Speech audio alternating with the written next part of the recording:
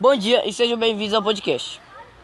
O assunto de hoje é a cartografia. Primeiramente, o que é cartografia?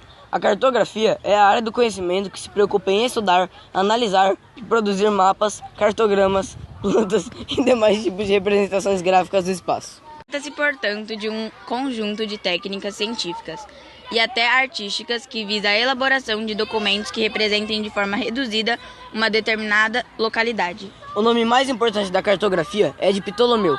Quem foi Ptolomeu? Cláudio Ptolomeu foi um cientista, astrônomo e geógrafo de origem grega. Nascido no Egito sob domínio romano, é um dos últimos grandes cientistas do mundo helenístico e autor dos estudos de astronomia mais importantes produzidos antes de Copérnico e Galileu.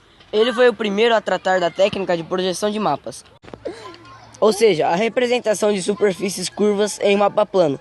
A geografia contém tabelas com enormes listas de lugares e suas coordenadas geográficas, mapas e informações sobre países e seus habitantes. Ptolomeu também é considerado o pai da cartografia. Agora um pouquinho sobre a cartografia brasileira. A cartografia brasileira é baseada nos padrões europeus de cartografia marítima, nos quais a estrela polar determina o norte. Antes da navegação marítima, o ponto de referência era o Sol, e os mapas apontavam para o Oriente. Até hoje, usamos os termos como orientar-se e desnorteado. Em um mapa verdadeiramente brasileiro, o ponto de referência seria o Cruzeiro do Sul, e não a estrela polar. O Brasil, seguramente, estaria no centro, e os europeus achariam que estavam sendo representados de cabeça para baixo.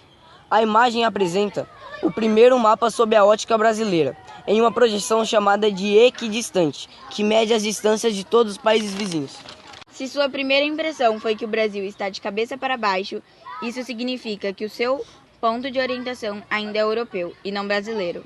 Agora iremos ler algumas dúvidas. Qual o conceito da cartografia?